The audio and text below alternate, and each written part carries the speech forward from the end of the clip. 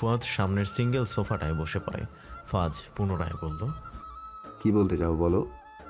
Sir, ম্যামের সাথে যে তিনজন বেশ ক্লোজ এবং সন্দেহের তালিকায় ছিল, পূর্ব, অরা, অরিন, তাদের ডিটেলস আর ছবি নিয়ে এসেছি। এছাড়া তারা প্রতিদিন কোথায় যায়, কি করে, কার সঙ্গে কথা বলে, সব ইনফরমেশন নিয়ে এসেছি স্যার। যাদের সাথে তারা কথা বলে তাদের নাম্বারও কালেক্ট করে এনেছি কল সেন্টার থেকে। গুড জব ফুয়াদ, তোমার প্রমোশনের ব্যাপারটা আমি ভেবে দেখব। ফুয়াদ খুশিতে গদগদ। প্রমোশন হলে বেশ ভালোই হবে তার। তার বউ সোনার হারের জন্য বেশ বায়না ধরেছে। ফাজ ফির বলল, ডিটেলস পেপার দাও। ফুয়াদ উঠে এসে ফাজকে মোটা একটা ফাইল হাতে দেয়। ফাজ ফাইলটা এক নজর দেখে টেবিলে রেখে দেয়। ফুয়াদ বলল, স্যার, আমি তাহলে এখন আসি। Yeah sure, you can go. Fuad চলে যেতেই ফাজ হাসে, গভীর রহস্য মাখা হাসি, যা দেখলে মিনিটেই কারো মাথা সেই রহস্য উদ্ঘাটন করতে গিয়ে নষ্ট হয়ে যাবে। পরীক্ষা শেষে বাহিরে আসতে সর্বপ্রথম আমার চোখ জোড়া আটকে যায় পূর্ব ভাইয়ার ওপর। তার ওপর দৃষ্টি নিবদ্ধ হয়ে যায় ক্ষণে। সে তার কালো রঙের গাড়িটায় হেলান দিয়ে এক মনে ফোন স্ক্রল করছে। চারিপাশে মেয়েগুলো কেমন ট্যাপ ট্যাপ করে চেয়ে আছে তার দিকে।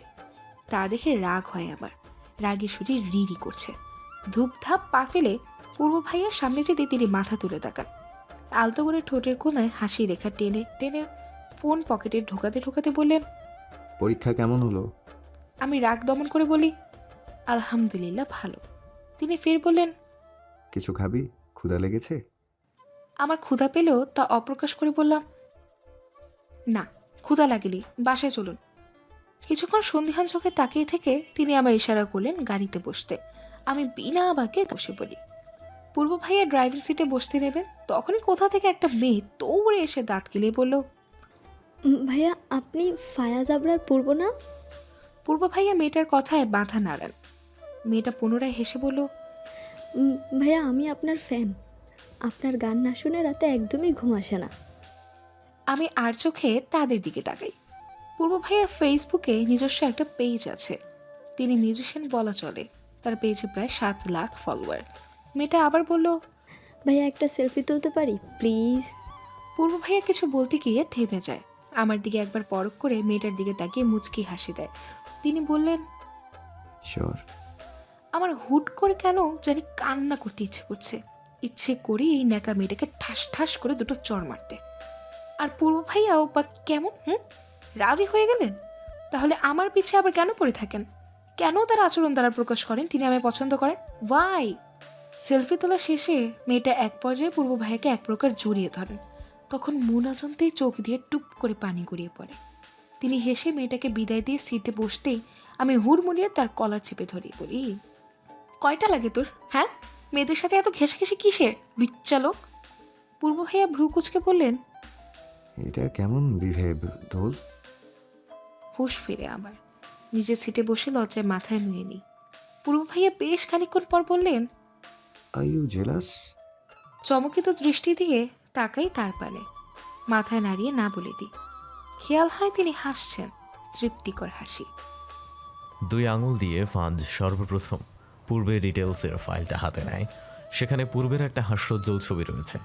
ফাইল রেখে ছবিটা দেখতে দেখতে যেই না মুখের মাস্ক খুলতে যাবে, তখনই কাঁচ দিয়ে আবৃত রুমটায় কেউ প্রবেশ করে।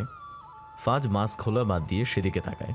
অরণ্য আর শুভ্র দাঁড়িয়ে, দুজনের মুখেই শত বিরক্তির রেশ। অরণ্য বিরক্তি মাখা কণ্ঠে বলল, কিরে সালা, এখন কি নিজেরে তুই ফোন করবি? ফাজ সশব্দে হেসে দিয়ে মাস্ক খুলল। নিজের ছবিটা টেবিলে রেখে দিয়ে পা তুলে দেয় টেবিলের ওপর। হাস্যরত অবস্থাতেই বলল, আমি কি জানি নাকি ফুয়াদ আবারও ডিটেলস নিয়ে আসবে? এবার শুভ্র বলল, হ, আরও নিজের পরিচয় লোকায় রাখ, সবাই তোরে চুম্মা দিবে।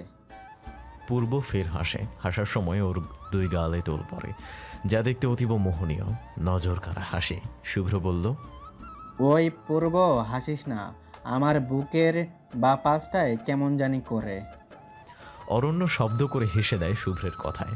পূর্ব হাসছে না, ও বিরক্ত বিরক্ত সুরেই বলল, শালা গে একটা। নিশিরাত, চারিদিকে কুমুর ভাব বিরাজমান। পড়া কমপ্লিট করে রুমের সামনে ব্যালকনিতে এসে দাঁড়িয়েছি। আজ ঘুমপড়িরা আমায় ধরা দিচ্ছে না। ঘুমের ঘটাও কোথাও খুঁজে পাচ্ছি না।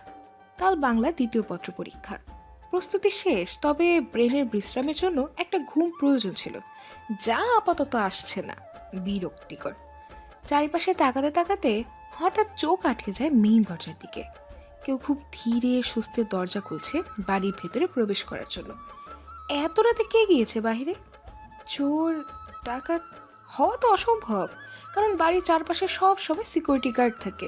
পরিচিতদের ফিঙ্গারপ্রিন্ট ছাড়া বাসার মেইন ফটক পেরোনো অসম্ভব।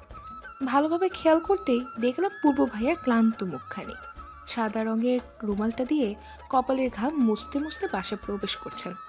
তাকে দেখে অনেকটাই ভরকে যাই। তিনি ফর্মাল লুকে, সাদা শার্ট, কালো প্যান্ট আর এক হাতে কালো ব্লেজার, গা থেকে খুলে হাতে নিয়ে রেখেছে।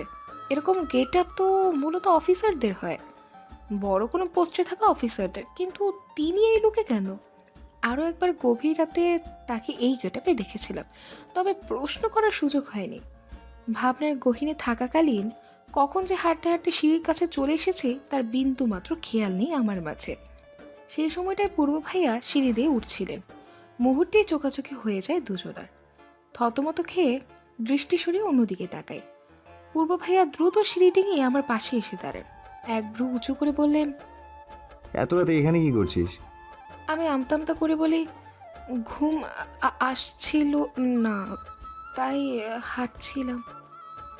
এভাবে কাঁপছিস কেন?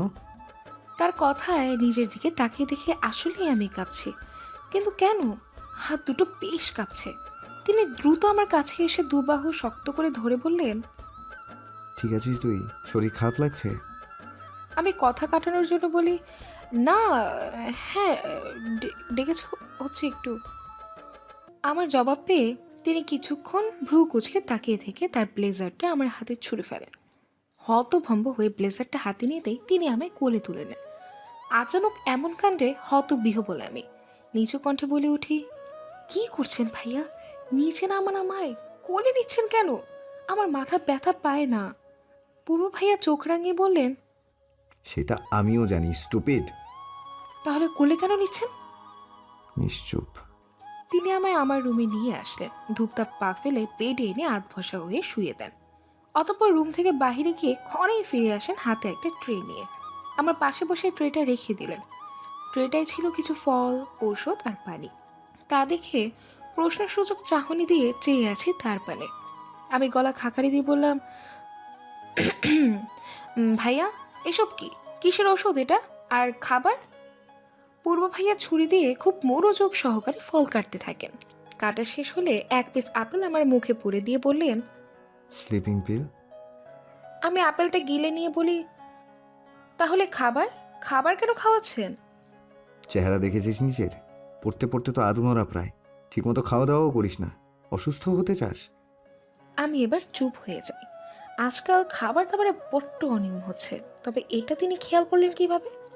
ট্রেতে থাকা সব ফল একে একে খাইয়ে দিয়ে মেডিসিনটাও নিজ হাতে তিনি খাইয়ে দেন। আজ কিছু সময়টার জন্য ওরা আপুর কথাটা আমার মাথা থেকে আউট হয়ে যায়। হৃদগহীন থেকে বলছে, সময়টা থেমে যাক এখানে। পূর্ব ভাইয়া আমার ইশারা করলেন শুয়ে পড়তে। আমি বাধ্যমতো চুপচাপ শুয়ে পড়ি। তিনি লাইট অফ করে আমার পাশে এসে দূরত্ব বজায় রেখে বসলেন। এক হাত আমার মাথায় দিয়ে আলতো করে বুলিয়ে দিতে থাকেন। আমি তার মুখ পানে দৃষ্টি দিতেই তিনি গম্ভীর কণ্ঠে বললেন, ঘুমা, চোখ বন্ধ কর ফার্স্ট। তার আদেশ মতো চোখ দুটো নিমিষেই বন্ধ করে নেই। খানিক মাঝে ঘুমের সাগরে পাড়ি দিই। হঠাৎ করে মনে হলো, আহা, জীবনটা কত সুন্দর, তবে সেটা শুধুমাত্র তিনি পাশে থাকলে। বাংলা দ্বিতীয় পত্র পরীক্ষাটা অতটা ভালো হয়নি আমার। অন্য পরীক্ষার একটু বেশি ভালো হলেও আমার কাছে এটা খারাপ। আর একটু ভালো হতে পারত। পরীক্ষা খারাপ হওয়াতে আজ দুঃখ ভারাক্রান্ত মন নিয়ে পরীক্ষার হল থেকে বের হই। মনটা বিষিয়ে আছে। গেট দিয়ে বের হতেই খেয়াল হয় পূর্ব ভাইকে। আজ তিনি মাস্ক পরে আছেন, চোখে কালো রঙের সানগ্লাস। গরমে উত্তাপ তাপে ঘেমে গিয়েছেন অনেকটা। আমাকে দেখেই তিনি এগিয়ে আসেন। ভিড়ের মধ্য থেকে একদম একজন বডিগার্ডের মতো সুন্দরভাবে বের করে এনে গাড়ির কাছটা নিয়ে যান। পূর্ব ভাইয়া শার্টের হাতে দিয়ে কপালে ঘামটুকু মুছতে মুছতে বললেন, কি হয়েছে? ফেস রিয়াকশন এমন কেন? আমি বিষণ্ণ ভরা কণ্ঠে বলি, পরীক্ষা অতটা ভালো হয়নি। আমার কথা সম্পূর্ণ হওয়ার পরপরই পেছন থেকে অরিন কটাক্ষ করে বলল, আইসে পরীক্ষা অতটা ভালো হয়নি? ভাইয়া, এই মাইয়া মিথ্যে বলে। শুধুমাত্র একটা এমসিকিউ এর উত্তর তা মনমতো হয়নি বলে বলতেছে পরীক্ষা ভালো হয়নি। আজাইরা, আর দেখ গিয়ে কত মানুষ ফুল অ্যান্সারই করতে পারেনি। অরিনের কথায় তীক্ষ্ণ চোখে তাকায় পূর্ব ভাইয়া আমার দিকে। আমি আমতা আমতা করে অরিনের দিকে অগ্নি দৃষ্টি দিই। ও সেই দৃষ্টি উপেক্ষা করে বলল, ভাইয়া, আমি আজকেও অরণ্য ভাইয়ার সাথে যাব। টাটা। অরিন চলে যায়। সেদিকে তাকিয়ে আমি। তখনই পূর্ব ভাইয়া বললেন, এতটা লেম কারণে বলিস যে তোর পরীক্ষা ভালো হয়নি, আবার মন খারাপ করে আছিস এই কারণে? ফাজিল। আমি মিনমিনিয়ে বলি, একটা এমসিকিউ এর তো অনেক মূল্য, তাই না ভাইয়া? তিনি শাসনের সুরে বললেন, একদম আমাকে জ্ঞান দিবি না, যা সিটে বস। আর মুখ এমন বানিয়ে রাখলে থাপ্পড় একটাও মাটিতে পড়বে না দোল, মাইন্ড ইট। কথাটি বলে তিনি গটগট করে ড্রাইভিং সিটে বসে পড়েন। আমি কিছুক্ষণ হাসপাস করে নিজে গিয়েও ফ্রন্ট সিটে বসে পড়ি। আর চোখে তার দিকে তাই দেখি তিনি বেশ রেগে আছেন। আজও এতটা সামান্য কারণে রাগার কি হলো? অদ্ভুত লোক। গ্রীষ্মকাল বিরাজমান, চারিদিকে ঠাঠা রোদ্দুর এড়িয়ে আজ বিরাট আকাশ পানে ফালি ফালি কালো মেঘের হানাগোনা চলছে। মেঘেরা গড়গড় আওয়াজ দিচ্ছে। মেঘ থেকে বিপুল পরিমাণে চার্জ মাটিতে নেমে এসে তা বজ্রপাতে রূপান্তর হচ্ছে। খড়ের মাঝেই শুরু হয় ঝড়ের তাণ্ডব। ধুলোবালি দিয়ে পুরো শহরটাকে আষ্টে পৃষ্ঠে বেঁধে ফেলছে যেন। তবে তার কিছু সময় পরেই নামে ঝুম বৃষ্টি। চারিদিকে এটে সেটে থাকা ধুলোবালি ধুয়ে দিয়ে স্বচ্ছতায় পরিণত করছে। নির্জীব গাছগুলো যেন মুহূর্তেই সজীবতা ফিরে পেল। হাতে করে হুমায়ুন আহমেদের অপেক্ষা বইটি নিয়ে প্রকৃতি বিলাস করছে। আজই পরীক্ষা শেষ হলো। দেখতে দেখতে যে কিভাবে একটি মাস পার হয়ে গেল তার বিন্দু মাত্র খেয়ালই নেই। পরীক্ষা শেষ হওয়া মাত্রই নিজেকে খাঁচা থেকে মুক্ত হওয়া পাখির মতো লাগছে। তবে বেশিক্ষণ যে মুক্ত থাকতে পারবো না তা নিশ্চিত। ভর্তি পরীক্ষার জন্য ফের প্রস্তুতি নিতে হবে, তাও আবার মেডিকেল ভর্তি পরীক্ষা। এই 1 মাসে নিজেকে পূর্ব ভাইয়ের থেকে গুটিয়ে চলেছি। পূর্ব ভাইকেও তেমন আমার কাছে আসতে দেখিনি। আজকাল যখনই তার মুখপানে তাকায় তখনই লক্ষ্য হয় হাজার চিন্তার রেশটুকু। এত কিসের চিন্তা? তবে প্রশ্নটা জিজ্ঞেস করা হয়নি, আর হয়েও উঠবে না হয়তো।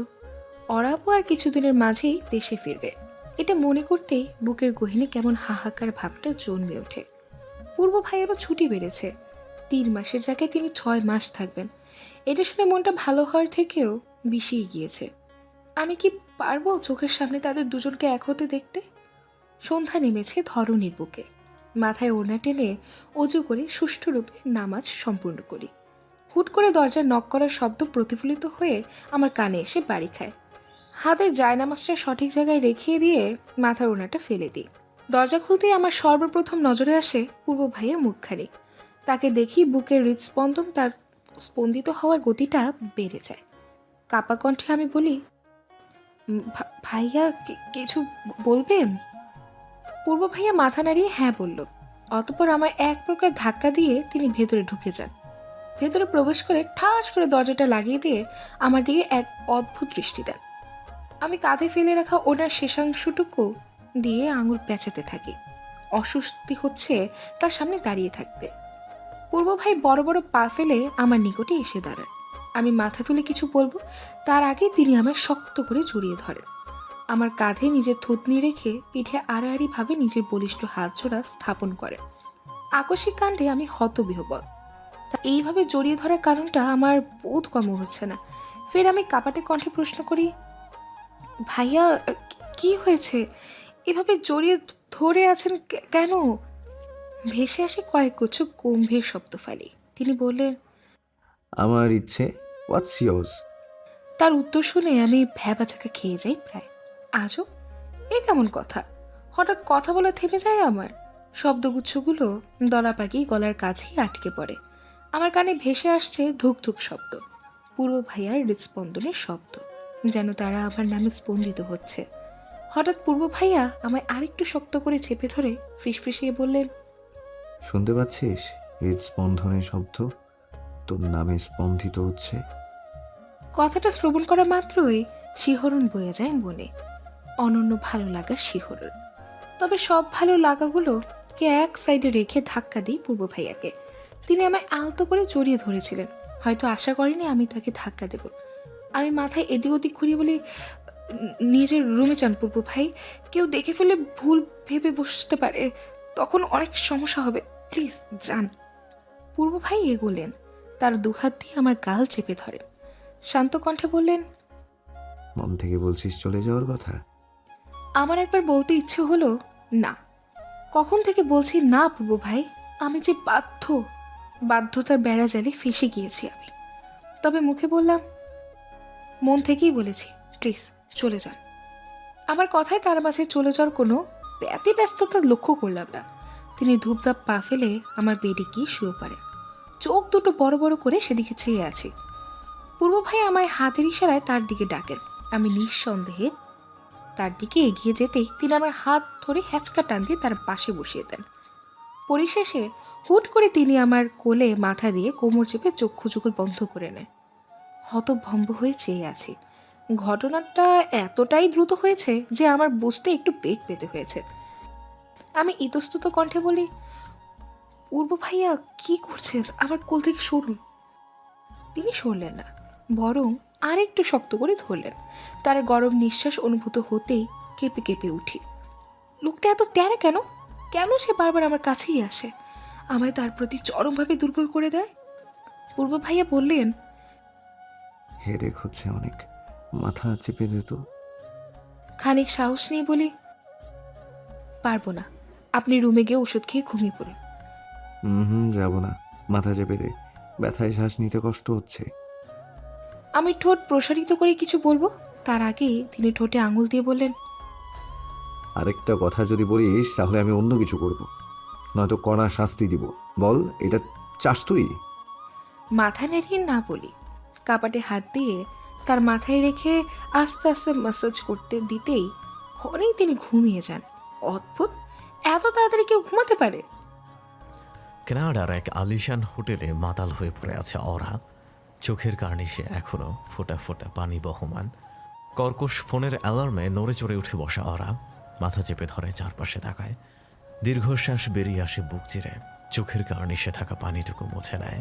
কাল রাতে ক্লাবে আসার পর আর বাসায় যাওয়া হয়নি। অতীতে সে হানা দিয়েছিল ওর তরে। কেঁদে কেটে ড্রিঙ্ক করে শেষ রাতে ঘুমিয়ে গেছে। ফোন বেজে ওঠে অরার। ফোন স্ক্রিনে চোখ বুলাতেই চোখ মুখ ছেয়ে যায় একরাশ ভয়, আতঙ্ক। জিবা দিয়ে ঠোঁট ভিজিয়ে ফোন রিসিভ করতেই ওপাশ থেকে বাজ খাই কণ্ঠস্বরে কেউ বলল, কই থাকো তুমি? কতক্ষণ ধরে ফোন দিচ্ছি, তার খেয়াল আছে কোনো? সরি স্যার, ড্রিঙ্ক করাতে একটু লেট করে ঘুম ভেঙেছে। এবার ওপাশ থেকে ভেসে আসে কর্কশ কণ্ঠস্বর। সে বলল, তোমাকে আমি ক্লাবে ড্রিঙ্ক করে মাতাল হয়ে পড়ে থাকার জন্য টাকা দিই না। আবার কাজে ফোকাস করো। বাংলাদেশে যাওয়ার সময় ঘনিয়ে এসেছে, তার খেয়াল আছে? নিজের পরিবারের প্রতি কি তোমার মায়া নেই? তুমি কি চাও ওদের আমি মেরে ফেলি? ওরা উত্তেজিত কণ্ঠে বলল, এমন আর দ্বিতীয়বার হবে না স্যার। আপনি প্লিজ আমার পরিবারের কোনো ক্ষতি করবেন না। আপনি যেমনটা চেয়েছিলেন তেমনই হবে। দোলার লাইফ ধ্বংস করে দেব, ওর পরিবারকে কষ্টে কষ্টে শেষ করে দেব। শয়তানি হাসি দেয় অপর পাশের ব্যক্তি। সেই হাসি শুনে গা গুলিয়ে আসে ওরার। কি বিশ্রী হাসির শব্দ। ওপাশ থেকে বলল, আর্টস লাইক গুড গার্ল। মিশনের মূল পয়েন্ট মনে আছে তাহলে? শুনে রেখো, আরও একবার আমাদের এত বছরের মিশন শুধুমাত্র দোলা এবং ওর পরিবারকে ধ্বংস করা, আবরার ম্যানসন ধ্বংস করা। ওরা সায় জানিয়ে ফোন কেটে দেয়। চোখ দিয়ে বেয়ে পড়ে বর্ষণের মতন পানি। আজানের মুখ কানে এসে বাড়ি খেতেই চট করে কাঁচা ঘুমটা ভেঙে যায়। পূর্ব ভাইয়ের মাথায় হাত বুলিয়ে দিতে দিতে কখন যে চোখ লেগে এসেছে খেয়াল নেই। পুরোটা সময় আমি চেয়েছিলাম পূর্ব ভাইয়ার সম্মোহিতকারী মুখশ্রীর দিকে। চোখ খুলতে বেশ অবাক আমি বেডে কিভাবে, তাও আবার বালিশে মাথা দেয়া। আশেপাশে তাকিয়ে পূর্ব ভাইয়াকে খোঁজার চেষ্টা চালাতে তাকে কোথাও দেখতে পেলাম না। চলে গেছেন বোধ হয়। যাক, না হলে কেউ দেখে ফেলে কেলেঙ্কারি ঘটে যেত। আমি আবার ঘুমোতে বালিশে মাথা দিব, তখনই হন্তদন্ত হয়ে প্রবেশ করে অরিন। বিরক্তি মাখা চাহনি দিয়ে ওর মুখ পানে তাকাই। মেয়েটা কখনো স্থির রূপে রুমে প্রবেশ করবে না। অরিন অস্থির কণ্ঠে বলল, দোস্ত, একটা ব্যাড নিউজ আছে। আমি একটু নড়ে চড়ে বসে বলি, কি ব্যাড নিউজ? অভ্র ভাইয়ার বিয়ে ঠিক হয়েছে। তো এখানে ব্যাড নিউজের কি আছে আজব? আরে কার সাথে বিয়ে ঠিক হয়েছে জানিস? কার সাথে? অরিন লম্বা শ্বাস টেনে বলল, তোর সাথে। তোর সাথে। কথাটা কর্ণকুহরে বাড়ি খেতে আমি স্তব্ধ। আমার বিয়ে অভ্র ভাইয়ের সাথে? চোখের কার্নিশে পানি এসে জমে। শেষে কিনা যাকে পছন্দ করতাম তার বড় ভাইয়ের সাথে বিয়ে। অভ্র ভাইয়ের সাথে বিয়েটা শত চেষ্টা করেও আর আটকানো সম্ভব হয়নি আমার পক্ষে। বাবার কঠোর আদেশ, অভ্র ভাইয়াকে বিয়ে করতেই হবে। বাবাকে বলার সাহসটি হয়নি যে আমি অভ্র ভাইকে বিয়ে করব না, তবে মাকে বলেছিলাম। মায়ের উত্তর ছিল এরূপ। দেখ দোল, এই বিয়েটা ভাঙা সম্ভব না মা। তোর বাবা আর তোর বড় চাচুর অনেক ইচ্ছা ছিল তার ছেলেদের মধ্যে একজনকে তোর সাথে বিয়ে দিবে। অভ্র বড়, তাই অভ্রর সাথেই বিয়ে ঠিক করেছে তোর। না করিস না মা, তোর বাবা আর তোর চাচার মনটা তাহলে ভেঙে যাবে। তখন আমার কথাটা শুনে বলতে ইচ্ছে হয়েছিল, আম্মু, আমি পূর্ব ভাইকে বিয়ে করব, তবে তার সাথে বিয়ে হওয়াটা যে অসম্ভব প্রায়। তিনি যে অন্য কারো। রুমে দরজা লাগিয়ে একাধারে কেঁদে চলেছি। এত কষ্ট কেন হচ্ছে? কাল সকালে এঙ্গেজমেন্ট আর কাবিন হবে। অতঃপর আমার মেডিকেল কোর্স কমপ্লিট হলে ধুমধাম করে বিয়ে দেওয়া হবে। পূর্ব ভাইয়া বাসায় নেই, তিনি ঢাকার বাইরে এক গুরুত্বপূর্ণ কাজে গিয়েছেন। সেখানে নেট থাকবে না, তাই আগে থেকে বলে দিয়েছেন ফোনে না পেলে টেনশন না করতে। পূর্ব ভাইয়া আরও 3 দিন পর আসবেন, কিন্তু ততদিনে তো বিয়েটা হয়ে যাবে। এটা মনে হতে কষ্টটা আরও দ্বিগুণ হয়। জীবনে এত কষ্ট কেন? এই কষ্টের ঘণ্টা যে বড্ড বেদনাদায়ক। আধারের মায়া কাটিয়ে প্রকৃতিতে এসেছে স্নিগ্ধ ভোরের আলো। সূর্যিমামা সবে মাত্র পৃথিবীতে উকি দিয়েছে। পাখি কিচিরমিচির শব্দে মুখরিত চারিপাশ। বেলকনিতে দাঁড়িয়ে এক দৃষ্টিতে বাহিরে তাকিয়ে আছে। চোখ দুটো লাল হয়ে আছে। মাথা ব্যথার যন্ত্রণাটা যেন ক্রমশই বাড়ছে। বাহির থেকে দৃষ্টি সরিয়ে রুমের দিকে তাকাই। বেডে লেহেঙ্গা রাখা, সাথে কিছু গয়না। এগুলো বড় চাচি দিয়ে গিয়েছেন রেডি হওয়ার জন্য। একটু পর পার্লার থেকে মেয়েরা আসবে। সকালে এঙ্গেজমেন্ট আর সন্ধ্যার দিকে কাবিন ঠিক হয়েছে। আমি শূন্য দৃষ্টি দিয়ে সেদিকে চেয়ে আছি। মন বারবার একটাই প্রশ্ন সৃষ্টি করছে, পূর্ব ভাই কি আসবে না? ওরা একটা পরিত্যক্ত গোডাউন এসেছে, পরের ওয়েস্টার্ন ড্রেস, চোখে মুখে খুশিরা উপচে পড়েছে। আজ কতদিন পর সে এতটা খুশি জানা নেই। ওরা সামনে এগিয়ে যায়। সামনে থাকা কাঁচের গ্লাসটায় পাসওয়ার্ড দেওয়া মাত্রই দরজা খুলে যায়। দরজা খোলার পর তার সামনে দৃশ্যমান হয় একজন লোক আর একজন মহিলাকে, যাদের দুজনকে চেয়ারের সাথে বেঁধে রেখেছে। পাশেই রয়েছে একটা ছেলে, বয়স 22 কি দেই সবে। তাকে শিকল দিয়ে বেঁধে রাখা হয়েছে। ওরা তাদেরকে দেখে হু হু করে কেঁদে দেয়। কি অবস্থা হয়েছে তার বাবা মার! ইস, ভাইটার দিকে তো তাকানোই যাচ্ছে না। শিকল দিয়ে বেঁধে রাখাতে তাদের হাতে ঘা হয়ে গেছে। ওরা মৃদু পায়ে এগিয়ে যায়। এখানে উপস্থিত এই 3 জন মানুষের মধ্যে কারোরই ঠিক মতো জ্ঞান নেই। ড্রাগ দিয়ে নিস্তেজ করে রাখা হয়েছে। ওরা সর্বপ্রথম পা টিপে টিপে তার মায়ের কাছে যায়। আলতো করে হাত রাখে মায়ের মাথায়। সাদা পাকা মিশ্রণের চুলগুলোতে আদুরে হাত বুলিয়ে দেয়। চোখ দিয়ে এখনো পানি ঝরছে। ওরা হাঁটু গেড়ে বসে মায়ের কানে ফিস ফিস করে বলল, আর কয়েকটা দিন মা, জাস্ট আর কয়েকটা দিন। তারপর তোমাদের এই নরক থেকে আমি নিয়ে যাব, খুব দূরে নিয়ে যাব তোমাদের। তখন কোনো কালো ছায়া তোমাদের স্পর্শ করতে পারবে না। কান্নারত কণ্ঠে কথাগুলো বলে ওরা উঠে দাঁড়ায়। বাবা আর ভাইয়ের কাছে গিয়ে দাঁড়িয়ে চটজলদি রুমটা থেকে বেরিয়ে আসে। তাকে বেশিক্ষণ থাকার অনুমতি দেয়া হয়নি। 1 মাসে শুধু একবারই দেখা করার অনুমতি দেয়া হয়, তাও 4-5 মিনিটের জন্য। ওরা বের হতে কি তার ফোনে কল আসে। চোখের পানিগুলো মুছে নিয়ে কল রিসিভ করে সে। ওপাশ থেকে ভারী সুরে কেউ বলল, দেখছো? জি স্যার। ফাইন, এখন কাজে লেগে যাও।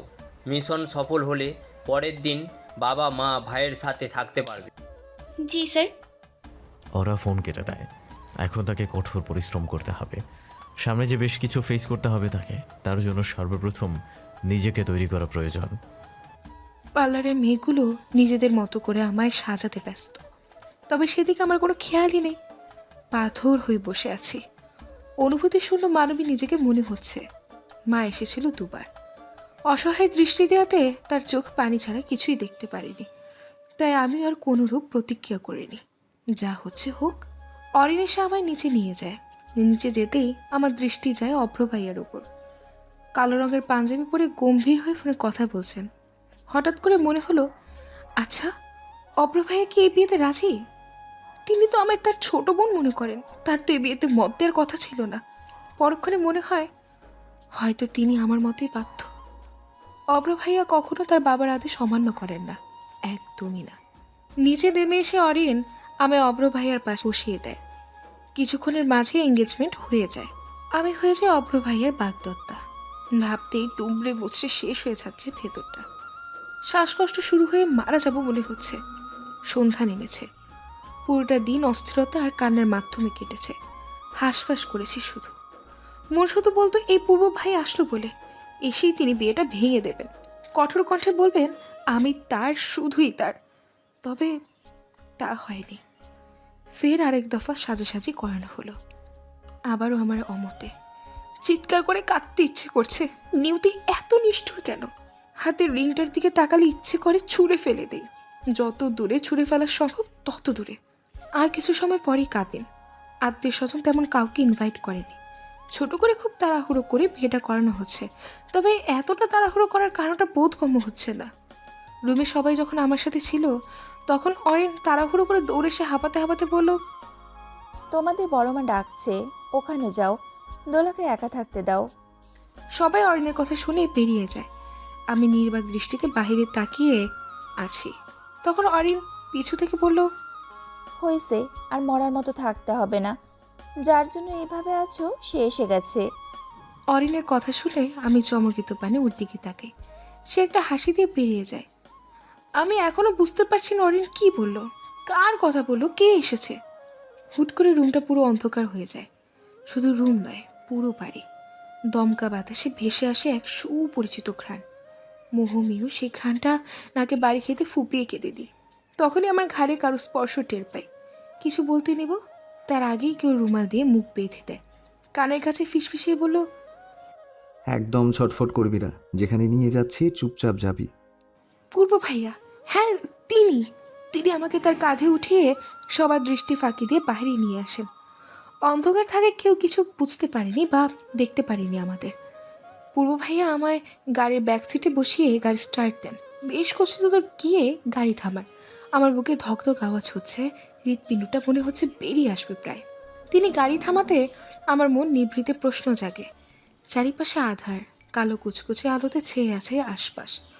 পূর্ব ভাইয়া ড্রাইভিং সিট থেকে বের হয়ে ব্যাক সিটে এসে বসেন। আমি জড়সড়ো হয়ে দূরে যেতে নিলেই তিনি আমায় হ্যাঁচকা টানে তার সাথে মিশিয়ে নেন। দুহাত দিয়ে আমার মুখ তুলে শব্দ করে চুমু খান কপালে। বিয়েতে রাজি হলি কেন? ভারী গম্ভীর কণ্ঠস্বর শুনে থেমে থেমে কেঁপে উঠি।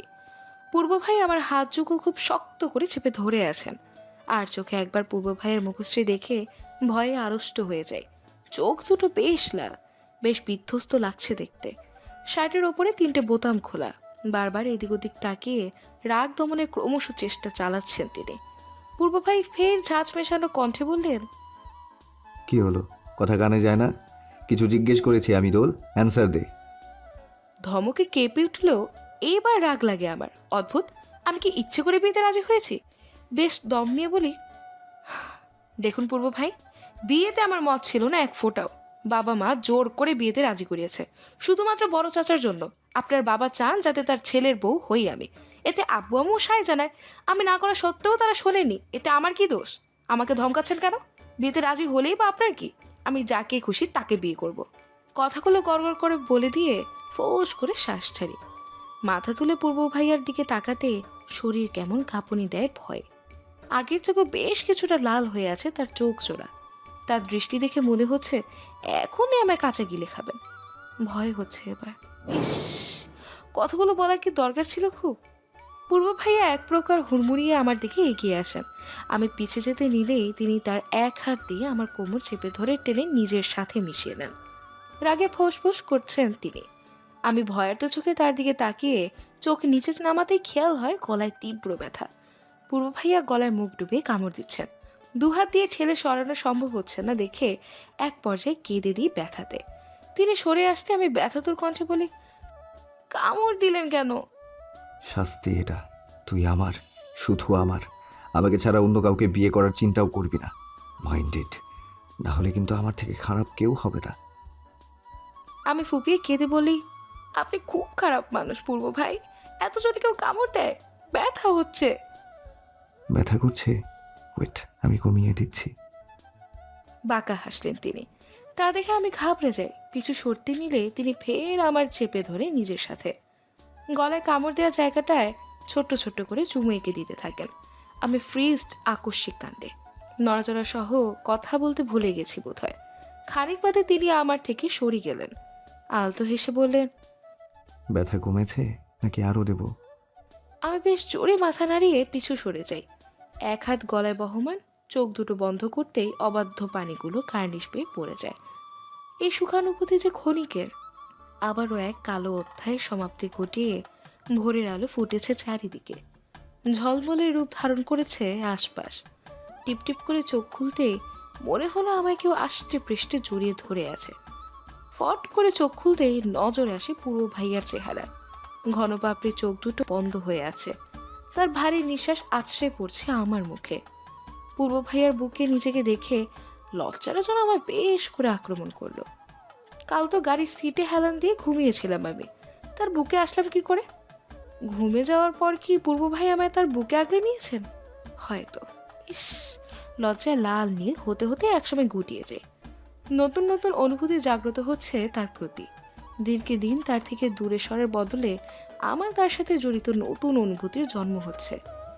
এভাবে যে তার থেকে দূরে থাকা বেশ কঠিন হয়ে যাবে আমার জন্য। পূর্ব ভাইয়ার বলিষ্ঠ হাতজোড়া নিজের কোমর থেকে সরাতে নিলে আরো শক্ত করে ঝাপটে ধরেন তিনি। অসহায় চাহনি দিয়ে তার দিকে তাকাতেই তিনি হুট করে চোখ খুলে নেন। এই মুহূর্তে লজ্জাটা আরো বেশি লাগছে, খুব বেশি।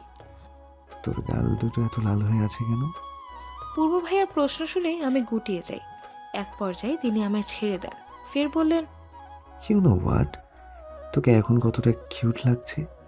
ইচ্ছে করছে তোর গাল দুটো সহ তোকে গিলে ফেলি। আমি কুকড়ে গিয়ে তার দিকে অবাক চাহনিতে তাকাই। কি অসভ্য এই লোক, মারাত্মক অসভ্য তিনি। ড্যাব ড্যাব করে তাকিয়ে থাকার এক পর্যায়ে তিনি আমার গাল টেনে টুপ করে চুমু খান। আমি জড়সড় হয়ে বসে বলি, ভাইয়া প্লিজ বাসায় চলুন, সবাই অনেক টেনশন করছে হয়তো। তিনি ব্যাক সিট থেকে নেমে যান, ড্রাইভিং সিটে বসে গাড়ি স্টার্ট দেন। স্বস্তির শ্বাস ফেলি। টেনশনে মাথা ব্যথা করছে। জানি না আপু আম্মু বাকিদের কি জবাব দেব। তাদের কি অবস্থা হয়েছে কে জানে। বড় চাচুকে মুখ দেখাবো কি করে? সুখানুভূতি অনুভূতি করলেও এবার কান্না পাচ্ছে আমার। এভাবে তুলে না আনলেও হতো। আমি কি জবাব দেব সবাইকে এখন? বাসার সবার সামনে মাথা নিচু করে দাঁড়িয়ে আছি। আমার পাশেই পূর্ব ভাই ডোন্ট কেয়ার ভাব নিয়ে দাঁড়িয়ে ফোন স্ক্রল করছেন। বাড়ির সবার দৃষ্টি আমার উপর। আমাকে পূর্ব ভাইয়ের সাথে দেখে বেশ বড় রকমের শখ খেয়েছেন তারা। নীরবতা কাটিয়ে বড় চাচু বললেন, পূর্ব, তুলা তোর সাথে কেন? এবার আম্মু বললেন, দোলা, কাল তুই কই ছিলি? এভাবে সবাইকে কিছু না বলে কই গেছিলি? কাল তোর বিয়ে ছিল, এভাবে সব কিছু ফেলে চলে যাওয়ার মানে কি? আমি মৌনতা কাটিয়ে আমতামতা করে কিছু বলবো, তৎক্ষণাৎ পূর্ব ভাই বললেন, দোলকে আমি রাস্তায় পেয়েছি। কাল রাতে গাড়ি নষ্ট হয়ে যাওয়াতে বাসায় আসতে পারিনি। ফোনের ব্যাটারি ডাউন ছিল, দোলের কাছে ফোন ছিল না, তাই কিছু জানাতে পারিনি। পূর্ব ভাইয়ের কথায় বড় চাচু বললেন, প্রিন্সেস, তোমার কি বিয়েতে মত ছিল না? আমি দ্বিধা ছাড়া অকপটে বলে দিই, না চাচু, আমি এত তাড়াতাড়ি বিয়ে করতে চাই না। তাই কাল রাতে বান্ধবীর বাসায় চলে যাচ্ছিলাম, কিন্তু রাস্তায় পূর্ব ভাইয়ের সাথে দেখা হওয়াতে তিনি আমায় তার সাথে যেতে বলেন। কথা সম্পূর্ণ করার পর বড় চাচুর দিকে তাকাই হাব ভাব বোঝার জন্য। বড় চাচু খানিক হেসে বললেন, ও এই কথা, আগে বলেই হতো মামনি, সমস্যা নেই। তোমার স্টাডি কমপ্লিট হলেই অব্রর সাথে বিয়ে হবে। আপাতত এঙ্গেজমেন্ট হয়েছে, তাতেই থাকুক। আমি হতাশ পানে তাকাই ফ্লোরে। ভেবেছিলাম চাচু হয়তো ভিড়টা ভেঙে দেবেন, কিন্তু হলোটা কি? সেই তো অভ্র ভাইয়ার বাগদত্তা হয়েই থাকতে হলো। পূর্ব ভাইয়ের দিকে তাকাতেই খেয়াল হলো তার চোখে মুখে চাপা রাগ। তবে পরিস্থিতির কারণে তিনি তার রাগটা প্রকাশ করতে পারছেন না। পূর্ব আর অভ্র ভাইয়া দুজন তাদের বাবা মাকে যথেষ্ট সম্মান করেন। তাদের কথা অমান্য আজ পর্যন্ত করেননি। আমার ভয় হচ্ছে শেষ পর্যন্ত বিয়েটা হয়ে যাবে না তো। রুমে এসে দরজা লাগিয়ে পরনের গয়নাগুলো মেঝেতে ছুঁড়ে মারি। কান্নারা দলা পাকিয়ে গলার কাছটা আটকে ছটফট করছে। দরজায় নখের শব্দে হুঁশ ফিরে আমার। চটপট করে চোখের পানিগুলো মুছে নিয়ে দরজা খুলতেই দেখি অব্র ভাইয়া দাঁড়িয়ে। তাকে দেখে আমি কিছুটা চুপসে যাই। অপরাধ বোধ কাজ করছে। তাকে এই মুহূর্তে আমার রুমে আমি আশা করিনি। অব্র ভাইয়া মুচকি হেসে বললেন, ভেতরে আসতে বলবে না? তার মুখে তুমি ডাকটা শুনে আমি হতবিহ্বল। তিনি তো আমায় তুই ডাকতেন, তবে কি তিনি এ বিয়েতে রাজি? আমি সৌজন্যমূলক হাসি দিয়ে তাকে বলি, আসুন ভাইয়া। অব্র ভাইয়া ভেতরে এসে ঠাস করে দরজা লাগিয়ে দেন। মন নিভৃতে ভয়গুলো জড়সড় হয়ে আন্দোলন শুরু করেছে। হঠাৎ অব্র ভাইয়া আমায় বেশ শক্ত করে জড়িয়ে ধরলেন। এমন কাণ্ডে আমি স্তব্ধ রূপ ধারণ করে আছি। এসব কি? অব্র ভাইয়া আমার থেকে কিঞ্চিত দূরে অবস্থান করছে। তার চোখে মুখে উপচে পড়া খুশির রেশ। আমার মনে কু ডাকছে। বারবার দোয়া দুরুদ পড়ছে যাতে এটা শুনতে না হয় অব্র ভাইয়া এই বিয়েতে রাজি। অব্র ভাইয়া মনতা কাটিয়ে গলা ছেড়ে বললেন, থ্যাঙ্কস লর্ড দোল। তুমি যদি বিয়ে থেকে না পালাতে তাহলে হয়তো অরিনকে নিজের করে পেতাম না। তুমি বিয়ে থেকে পালিয়ে যাওয়াতে আমি কৃতজ্ঞ তোমার কাছে। ভরকানো দৃষ্টি নিক্ষেপ করার পর আমি মুচকি হাসি দিই। যাক, অব্র ভাইয়া বিয়েতে রাজি নন। এবার বিয়ে পুরোপুরি ভাঙতে বেশ সুবিধা হবে। আমি বলি, কিন্তু ভাইয়া বিয়েটা তো পুরোপুরি ভাঙেইনি, এখন কি করবেন? ওটা নিয়ে টেনশন করো না, ব্যবস্থা হয়ে যাবে একটা। তোমার পড়া শেষ হতে তো বেশ দেরি, ততদিন একটা উপায় বের করা যাবে। আমি সন্ধিহান কণ্ঠে বলি, ভাইয়া আপনি অরিনকে পছন্দ করেন? অব্র ভাই লাজুক কণ্ঠে বললেন, হ্যাঁ। তাহলে তাহলে আমার বিয়ে কেন? অরিনকে বিয়ে করলেন না কেন? সম্ভব ছিল না। বাবা চাইতেন তার স্ত্রীর বউ হয় তুমি, ইগনো। আমি বাবার উপর কথা বলার সাহসটা এখন অর্জন করিনি, বাট এখন সব কিছু ক্লিয়ার। হাতে অনেক সময় আছে, ম্যানেজ করে নিবে। Thanks again. হ্যাঁ, আসি। আমি মুচকি হাসি দিয়ে সায় জানাই। অব্র ভাইয়া দরজা খুলে বেরিয়ে যান। মনে প্রশান্তির ঢেউ বয়ে গেল। অরিনের জন্য কয়েকদিন খারাপ লেগেছিল। রোহান ওকে ধোকা দিয়েছে। মেয়েটা ভেতর থেকে বিষিয়ে গেলেও বাইরে তার প্রকাশ করতো না। তবে আমি তো বুঝেছিলাম ওর মনের কথা। অব্র ভাইয়ার সাথে বিয়ে হলে অরিন সুখী হবে। কথাগুলো ভেবেই তৃপ্তিময়ী হাসি দিই। তখনই হন্তদন্ত হয়ে রুমের দরজা খুলে প্রবেশ করে পূর্ব ভাই। তাকে দেখে এলোমেলো লাগছে অনেকটা। তিনি দ্রুত পায়ে এগিয়ে এসে বললেন, অভ্র ভাইয়া তোর রুমে কেন এসেছিল? কি বলেছে? তার কণ্ঠে চাপা কষ্ট আর রাগের আভাস। আমি শান্ত কণ্ঠে বলি, থ্যাঙ্কস বলতে এসেছে। থ্যাঙ্কস? বিয়ের আসর থেকে পালানোর জন্য থ্যাঙ্কস বলেছেন। তিনি নিজেও এই বিয়েতে রাজি নন। ভাইয়া অরিনকে পছন্দ করেন, কিন্তু চাচুকে বলতে পারেননি। পূর্ব ভাইয়া দীর্ঘশ্বাস ছেড়ে শান্ত দৃষ্টি দেন। অতঃপর তিনি বললেন, ভাইয়া অরিনকে পছন্দ করে? হ্যাঁ, তাই তো বলল। যাক, আমার বউয়ের পিছু ছেড়েছে। শেষের কথাটা বিড়বিড় করে নিম্নস্বরে বললেও আমার কানে তার কথাটি স্পষ্টভাবে ভেসে আসে। আমি চমকিত দৃষ্টি দিয়ে তার দিকে তাকাই। আপনি কি বললেন? আপনার বউয়ের পিছু ছাড়ছে মানে? কে আপনার বউ? পূর্ব ভাইয়া দুষ্টু হেসে ভ্রু নাচিয়ে বললেন, কেন? তুই আমার একমাত্র বউ। চোখ দুটো মার্বেল আকার করে তার দিকে অবাক হয়ে তাকাই। মানে কি? বিয়ে হলো কবে? পরিশেষে বলি, আপনি পাগল? আমি আপনার বউ হতে যাব কেন? হ্যাঁ, আমাদের বিয়ে কবে হলো? পূর্ব ভাইয়া আমার দুহাত ধরে তার কাছে টেনে নেন। অস্বস্তিমূলক দৃষ্টি দিয়ে তার মুখ পানে চেয়ে আমি।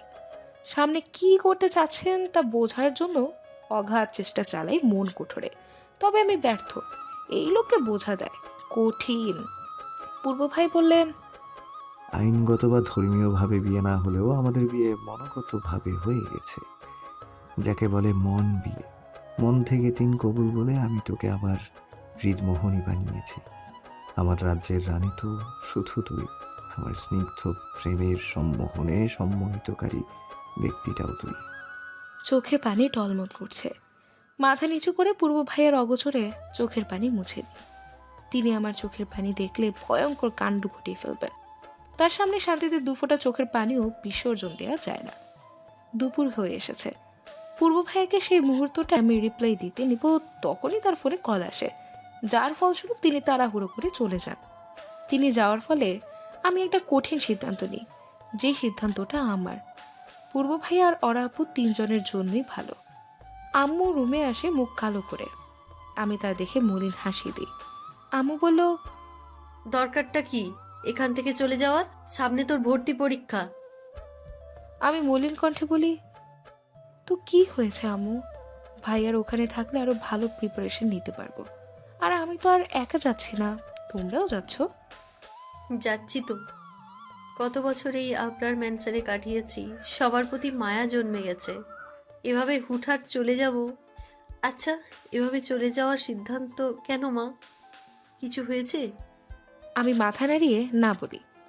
আম্মু হতাশা চাহনিতে তাকিয়ে বলল, সব কিছু গুছিয়ে নে, সায়ান আসছে, একসাথে বের হব। আম্মু চলে যায়। আমি সেদিকে অশ্রুভরা দৃষ্টিতে তাকিয়ে বেডে বসে পড়ি। আবরার ম্যানশন ছেড়ে আজ নিজেদের বাসায় চলে যাব। হঠাৎ করেই এই সিদ্ধান্ত নেয়া। বাবাকে জানানোর পর তিনি প্রথমে বেশ কষ্ট পান। এতটা বছর এখানে কাটিয়ে এখন শুধুমাত্র অরা আপুর জন্য কতগুলো মানুষকে কষ্ট দিচ্ছি আমি। বাবা বেশ কষ্ট পেয়েছে তা আমি জানি, তবে আমার আর ভাইয়ার কথা ভেবে পরক্ষণেই তিনি রাজি হয়ে যান। আমরা আপাতত গুলশানে নিজেদের ডুপ্লেক্স বাড়িটায় উঠব, যেখানে এতদিন বড় ভাইয়া একা ছিলেন। ভাইয়া ভার্সিটির ওখান থেকে কাছে হওয়াতে তিনি ওখানেই থাকতেন। আজ আমরা চলে যাব একেবারের জন্য। তার জন্য বসার সবার মন খারাপ, কিন্তু আমি বাসায় থাকলে কিছুতেই পূর্ব ভাইয়ার থেকে দূরে থাকতে পারবো না, তিনি দেবেন না। গুলশান থেকে এখানে জায়গাটা বেশ দূরে, মাঝখানে অনেক ব্যবধান। এত দূর থেকে নিশ্চিত পূর্ব ভাইয়া প্রতিবার যাবেন না আমার কাছে। নিজের জামা কাপড় ভর্তি লাগেজটা হাতে নিয়ে শেষবারের মতো এত বছর কাটানো রুমটা দেখিনি। সময়ের ব্যবধানে সম্পর্কতার খাতিরে কত কিছুই না বিসর্জন দিতে হয়। নিচে নামতে খেয়াল হয় সবার অশ্রুসিক্ত নয়ন। বুকে মোচড় দিয়ে উঠল। আচ্ছা, আমি কোনো অন্যায় করছি না তো? না, এখানে অন্যায় কিসের? দুজনের ভালোবাসার মানুষ যেখানে খুশি সেখানে এতটুকু কষ্ট তো সামান্য। তবে পূর্ব ভাইকে ওর আপুকে আপন করে নিতে পারবেন? নিচে নামতেই বড় চাচি এসে জড়িয়ে ধরে কেঁদে দেন। আমি নিজের কান্নাটাকে নিজের মাঝে চেপে রেখেছি। এখন কাঁদা যাবে না, কিছুতেই না। বড় চাচি বললেন, না গেলে হয় না মা? চাচি, এখান থেকে কোচিং বেশ দূরে হয়ে যায়, পড়ালেখার সমস্যা হবে। তাছাড়া ভাইয়াকে ছাড়া থাকতে ভালো লাগে না। সাবধানে থাকিস, নিজের খেয়াল রাখিস মা। আমি মাথা নাড়িয়ে হ্যাঁ বলি। সবার থেকে বিদায় নিয়ে ভাইয়ার কাছে চলে যাই। ভাইয়াকে দেখতেই সব কষ্টগুলো ফিকে পড়ে যায়। ছোট থেকে বাবা মার ভালোবাসা বা পরিপূর্ণ সময় কোনোটাই পাইনি। তারা দুজনই জব করতেন। তখন ভাইয়া আমায় দুজন মানুষের ভালোবাসা দেওয়ার চেষ্টা করেছেন। তাকে দেখে জড়িয়ে ধরে কেঁদে দিই। ভাইয়া আদর মাখা হাত মাথায় রেখে বলল, কাঁদিস না পিচ্ছি, আমার কষ্ট লাগে না, চুপ। আমি কান্নারত কণ্ঠে বলি, তোমাকে খুব মিস করেছি ভাইয়া। Miss you too. এখন থেকে তো একসাথেই থাকছিস, এখন কান্না বন্ধ কর। আমি কান্না থামিয়ে শেষবারের মতো আবরার মেনশন দেখিনি। চোখ দিয়ে পানি এখনো পড়ছে। কষ্টগুলো আজ চোখের পানির সাথে অল্প অল্প করে বেরিয়ে আসার প্রয়াস চেষ্টা চালাচ্ছে।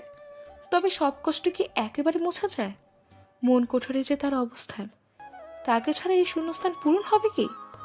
বাসায় এসে ঘণ্টাখানেক শাওয়ারের নিচে বসে থেকে একা ধারে কেঁদেছি। বারংবার পূর্ব ভাইয়ের চেহারা চোখের সামনে ভেসে উঠেছে। তার সুমধুর কণ্ঠস্বর যেন এখনো কানে বাড়ি খাচ্ছে। ফ্রেশ হয়ে ড্রেস বদলে বাহিরে চলে আসি। রুমটা পুরো অন্ধকার, তা দেখে আমার ভ্রু কুঁচকে যায়। আমি ওয়াশরুমে যাওয়ার আগে লাইট অন করে গিয়েছিলাম, অফ কে করলো? বেশি না ভেবে লাইট অন করতেই চক্ষু চড়ক গাছে। দৃষ্টি আমার সামনে নিবদ্ধ। বেডে পূর্ব ভাই মাথার নিচে দুহাত ভাঁজ করে রেখে শুয়ে আছেন। তাকে দেখে ঘাবড়ে যাই ক্ষণে। আমি কাপা কণ্ঠে বলি, পূর্ব ভাই, আপনি এখানে? পূর্ব ভাইয়া শোয়া থেকে উঠে বসেন। আমার দিকে রক্তচক্ষু দৃষ্টি দিয়ে তাকাতেই দম বন্ধ হওয়ার উপক্রম প্রায়।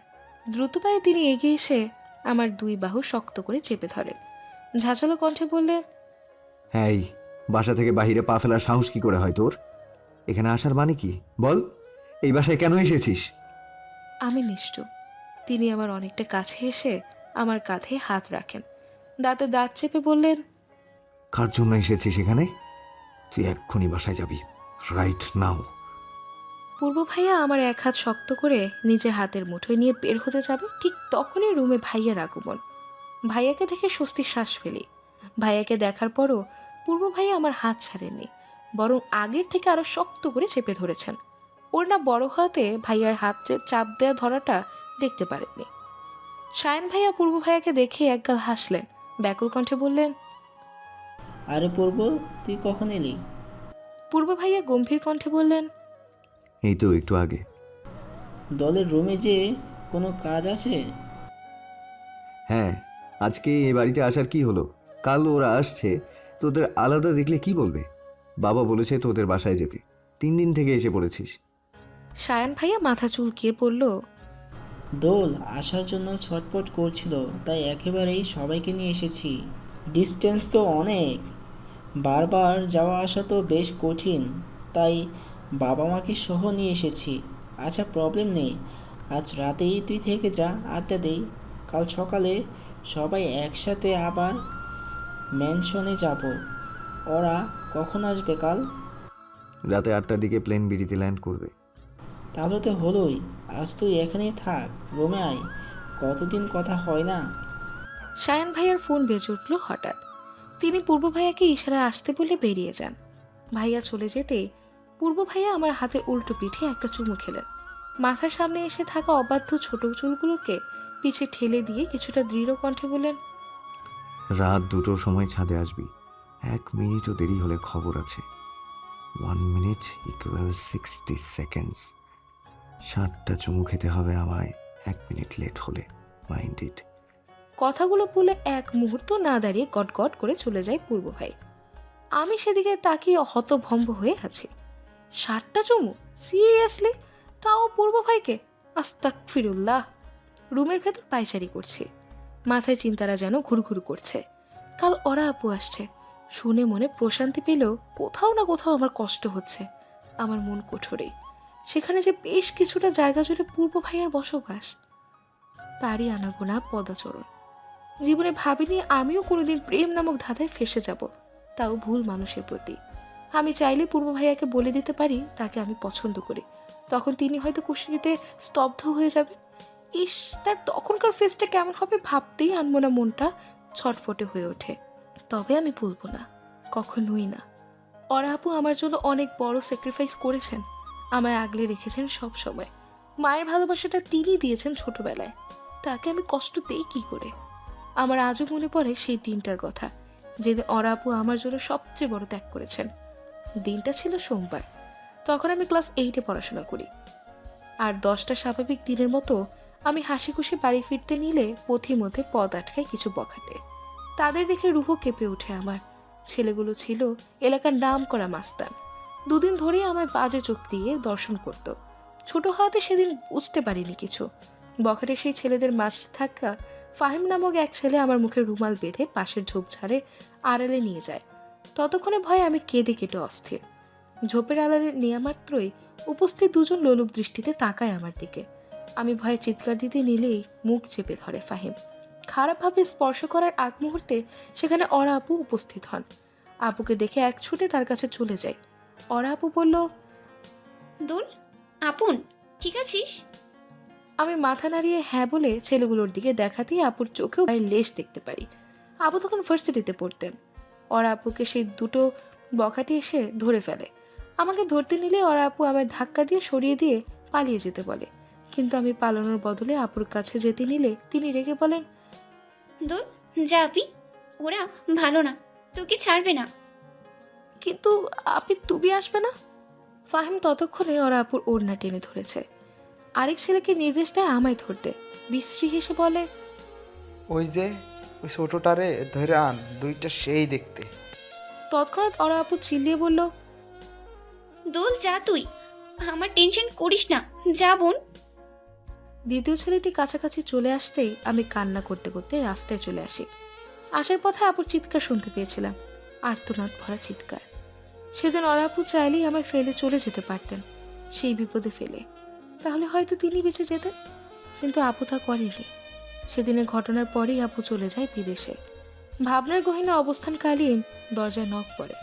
আমি চট জলদি চোখ মুছে পিছু ফিরে দেখি আম্মু দাঁড়িয়ে। আম্মু বলল, কি রে, ব্যালকনিতে দাঁড়িয়ে আছিস কেন? ঠান্ডা লাগবে তো, ভেতরে আয়। আমি রুমের ভেতরে গিয়ে কাচের দরজাটা টেনে দিই। আম্মু আমার কাছে এসে বলল, এমন দেখাচ্ছে কেন? মন খারাপ? কিছু হয়েছে? আমি মলিন হেসে বলি, কিছু হয়নি, এমনি ভালো লাগছে না, ও বাড়ির সবাইকে মিস করছি, এই যা। তো আসতে বলেছিল কে? ওখান থেকে কি মেডিকেলের কোচিং করা যেত না? আমি কথা কাটানোর জন্য বলি, হঠাৎ আমার রুমে এলে যে, কিছু বলবে? হ্যাঁ, খেতে আয়। আসছে, তুমি যাও। আম্মু চলে যেতেই দীর্ঘশ্বাস ছাড়ি। ফ্রেশ হয়ে এসে পা বাড়াই নিচে যাওয়ার উদ্দেশ্যে। ডাইনিং টেবিলে মাথা নিচু করে ভাত নাড়াচাড়া করছি। আমার বাম পাশে পূর্ব ভাইয়া বসে নিঃশব্দে চুপচাপ খাচ্ছেন আর মাঝে মধ্যে ভাইয়ার সাথে টুকটাক কথা বলছেন। তবে আমার যেন ভাত গলা দিয়ে নামছেই না, বারবার হারানোর ভয়টা এসে ঝাপটে ধরছে। কষ্টগুলো দমকা হওয়ার রূপে বারংবার ছুঁয়ে দিচ্ছে আমায়। দোল, খাচ্ছ না কেন? বাবার কণ্ঠস্বর শুনে হুঁশ ফিরে আমার। হকচকিয়ে তার দিকে তাকাতেই খেয়াল হয় সবাই আমার দিকেই তাকিয়ে। আমি উত্তর দিব তার আগেই ভাইয়া বলল, খাবার কি ভালো লাগছে না পিচ্ছিল? অন্য কিছু অর্ডার করব? আমি ঘাড় বাঁকিয়ে অসম্মতি জানাই। মুখে বলি, কিছু অর্ডার করা লাগবে না ভাইয়া। তাহলে খাচ্ছিস না কেন? কই, খাচ্ছি তো। ভাইয়া কিছুক্ষণ ভ্রু কুচকে তাকিয়ে থেকে খাওয়ায় মন দেয়। সবাই নিজ কাজে মনোযোগী হওয়ার পরও পূর্ব ভাইয়া এখনও আমার দিকে এক দৃষ্টিতে তাকিয়ে আছেন। আমি ইতস্তত বোধ করে এদিক ওদিক তাকিয়ে খাওয়াতে মন দিই। খাওয়ার মাঝে মনে হলো আমার পা কেউ তার পা দিয়ে আঁকড়ে ধরেছে। সাথে সাথে খাবার বন্ধ করে মাথা উঁচু করে তাকাই। পূর্ব ভাইয়া মিটমিট হাসছে। তা দেখে বুঝতে বেগ পেতে হলো না কাজটা কার। আমি পা ছাড়িয়ে অপর পা দিয়ে পূর্ব ভাইয়ার পায়েতে গুঁতো দিই। সাথে সাথে তিনি কেসে উঠলেন। আম্মু দৌড়ে এসে পানি এগিয়ে দেন। ভাইয়া বসা থেকে উঠে তার পিঠে হাত বুলিয়ে দিতে থাকে। আম্মু বলল, কি হলো বাবা? কিছু না ছোট চাচি, আমি ঠিক আছি, আপনি খেতে বসুন। পূর্ব ভাইয়া চোয়াল শক্ত করে আমার দিকে তাকান। আমি সেই দৃষ্টি উপেক্ষা করে খাওয়াতে মন দিই। মনে মনে শান্তির জোয়ার বইছে। যাক, কিছু তো তাকে রিটার্ন দিতে পারলাম। রাত 2টা। আমি ছাদের দরজাটা চাপিয়ে রেখে ভেতরে চলে যাই। বুকের ভেতর হৃদস্পন্দনের স্পন্দিত করার মাত্রাটা বেড়ে গিয়েছে বোধহয়। তখনকার ঘটনার জন্য পূর্ব ভাই এখন শাস্তি না দিয়ে বসেন। আল্লাহ রক্ষা করো। কিছুদূর গিয়ে থেমে যেতেই টের পাই কেউ আবার পেছন থেকে জড়িয়ে ধরে আমার কাঁধে থুতনি রাখে। কেঁপে উঠতেই কেমন অনুভূত হয়। হাত দুটো সরাতে নিলে পেছন থেকে বলল, ধরবি না একদম। নেশাক্তময় কণ্ঠস্বরটা আমায় থমকে দেয় মুহূর্তে। আহা, কি কণ্ঠস্বর! এমন কণ্ঠস্বর মানুষেরও হয়? আধারে ছেয়ে আছে চারিপাশ। বিশাল আকাশটায় তারাগুলো নিজেদের পশটা সাজিয়েছে। দমকা স্নিগ্ধ বাতাস এসে নড়িয়ে দিচ্ছে স্তব্ধতা ধারণা করা গাছের পাতাগুলোকে। নড়েচড়ে উঠে কিছু সময় বাদে তারা আবারও শান্ত হয়ে যায়। আজ আকাশে চাঁদের দেখা নেই। অমাবস্যাও চলছে প্রকৃতিতে। পুরো পরিবেশটা একবার দেখে নিয়ে ডানে তাকাই। ঠিক 3 ফুট দূরত্ব বজায় রেখে পূর্ব ভাই দাঁড়িয়ে আছেন। ছাদের রেলিং ধরে বেশ খানিক ব্যস্ত ভঙ্গিতে ফোনে কথা বলছেন তিনি। পেছন থেকে জড়িয়ে ধরে যখন তিনি আমায় শাস্তি দেওয়ার পায়তারা করছিলেন, তখনই ফোন বেজে ওঠে তার। শত বিরক্তি নিয়ে ফোনের স্ক্রিনে তাকিয়ে ছাদের ডান পাশটায় চলে যান তিনি। প্রশান্তি ভরা শ্বাস ত্যাগ করে প্রকৃতি থেকে বিশুদ্ধ অক্সিজেন গ্রহণ করি আমি। চলে যাই বাঁ পাশটায়। আধা ঘন্টার মতো হবে তিনি একাধারে ফোনে কথা বলে চলেছেন।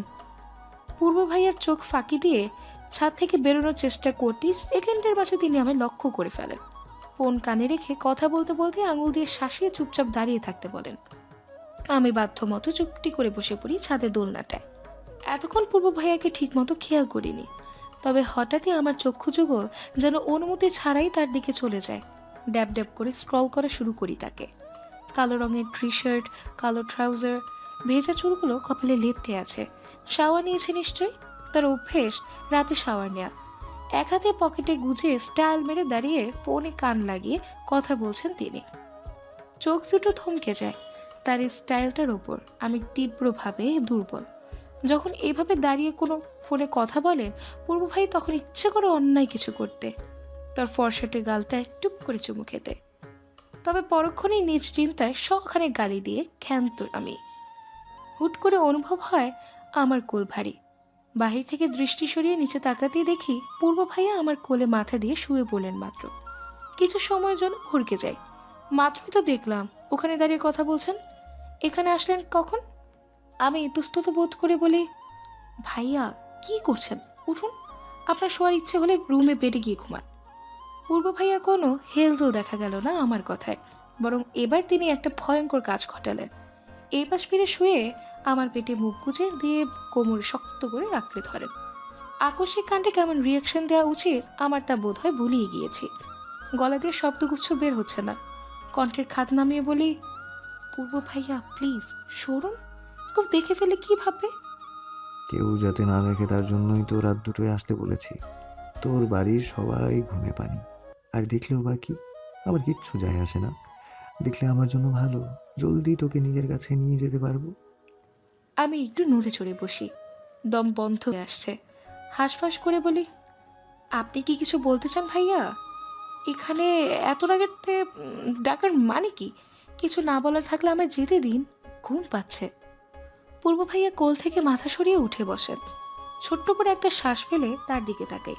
পূর্ব ভাইয়া আমার দিকেই তাকিয়ে এক দৃষ্টিতে, গভীর সে দৃষ্টি, যেন কত কিছু বলছেন ওই দু চোখ দিয়ে। পূর্ব ভাইয়া দোলনায় পিঠ ঠেকান, পা দিয়ে ধাক্কা দিয়ে দোলনা ধাক্কা দিয়ে আলতো কণ্ঠে বললেন, I want to say something. বলুন। বুক ধুক করছে, শ্বাস টানতেও যেন কষ্ট হচ্ছে। কি বলতে চান তিনি? তার এমন বেহাল রূপে আগ কখনো দেখিনি। হুট করে কেমন হয়ে গেলেন, কি কারণে? পূর্ব ভাইয়া আমার অনেকটা কাছে ঘেঁষে বসেন, চোখ দুটো তার টলমলে। কি সাংঘাতিক! তিনি কি কাঁদছেন? আমি অস্থিরতা নিয়ে জিজ্ঞেস করি, ভাইয়া কি হয়েছে? আপনি কাঁদছেন? কিছু কি হয়েছে? আপনাকে হঠাৎ এমন দেখাচ্ছে কেন? পূর্ব ভাইয়া আলতো হাসলেন, ধীর কণ্ঠে জিজ্ঞেস করেন, আমুকে, বাট তোকে এত অস্থির দেখাচ্ছে কেন? আমার জন্য চিন্তিত তুই? Say something. আমি সামলে নিই নিজেকে, মাথা নাড়িয়ে না বলি। এতে তার মুখশ্রীতে হতাশার ছাপ দেখা গেল কিছুটা। পূর্ব ভাইয়াকে কিভাবে বলি?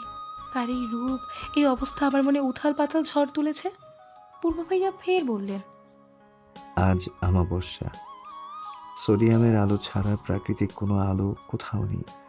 সবার কাছে আজ বৈজ্ঞানিক পদ্ধতির আলো রয়েছে, তবে আমার কাছে চাঁদ আছে, জানিস?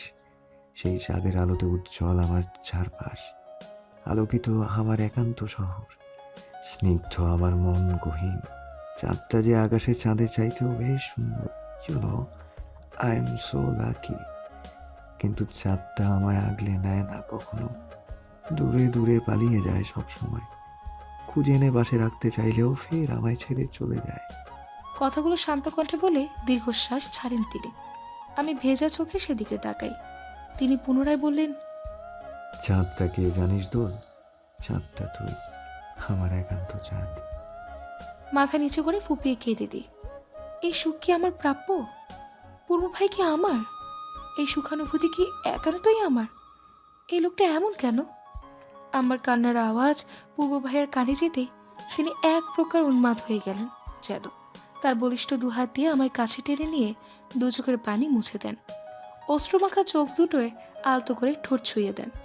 উত্তেজিত কণ্ঠে উতলা হয়ে বললেন, কাঁদছিস কেন দোল? কাঁদিস না দোল, প্লিজ, ফর গড সেক। বল কি হয়েছে? খারাপ লাগছে? Don't Cry. আমাকে কি মেরে ফেলতে চাস? তোর চোখের পানি আমায় মনোযন্ত্রণা দেয়, কষ্ট দিয়ে জর্জরিত করে ফেলে, ক্ষতবিক্ষত করে দেয় ভিতরটা। পূর্ব ভাইয়ের তুমুল অস্থিরতা আর কষ্টের ছাপে এটে সেটে থাকা চেহারা দেখে কান্না আমার মুহূর্তেই থেমে যায়। শান্ত কণ্ঠে বলি, কাঁদবো না। আপনি এত অস্থির হচ্ছেন কেন? তিনি মুখে কিছু না বলে আমায় জড়িয়ে ধরেন। এক হাত পিঠে আর অন্য হাত দিয়ে আমার মাথা বুকের মাঝে চেপে ধরেন। উপলব্ধি করি তার দ্রুত চলা হৃদস্পন্দনের ধুক ধুক শব্দ। হৃদস্পন্দনের স্পন্দিত হওয়ার শব্দ এত মধুর হয়। বাতাসে বাড়ি খেয়ে আমার কর্ণকুহরে ভেসে আসে শান্ত কণ্ঠের আওয়াজ। তিনি বলেন, তোর কান্না আমায় মাত্রাতিরিক্ত কষ্ট দেয়, দহনে পুড়িয়ে ছারখার করে দেয় ভেতরটা। শ্বাস আটকে এসে ছটফট করে হৃৎপিণ্ড। তোর কান্না আমার পক্ষে দেখা সম্ভব না। নেক্সট যদি এক ফোঁটাও আমার সম্পদ নষ্ট করিস বিনা কারণে, তাহলে তোকে কঠিন শাস্তি দিব। শাস্তি পারেন তো শুধু এটাই দিতে। কেটে যায় বহুক্ষণ। আধারে পর্ব কাটিয়ে আলোয় ঝলমল করে উঠে চারিপাশ। পূর্ব ভাইয়া বাহু ডোরে বন্দি থাকতে থাকতে কখন যে ঘুমিয়ে পড়েছি তার খেয়ালই নেই। ঘুম ভাঙে কারো চিৎকার শুনে। চট জলদি চোখ খুলে দেখি অরিন চোখে হাত দিয়ে দাঁড়িয়ে। পূর্ব ভাইয়ার থেকে নিজেকে ছাড়াতে নিলে তিনি আরো শক্ত করে চেপে ধরেন আমায়। কাদা কাদো মুখে তার চেহারা দিকে তাকাতে দেখি তার চোখ যুগল বন্ধ।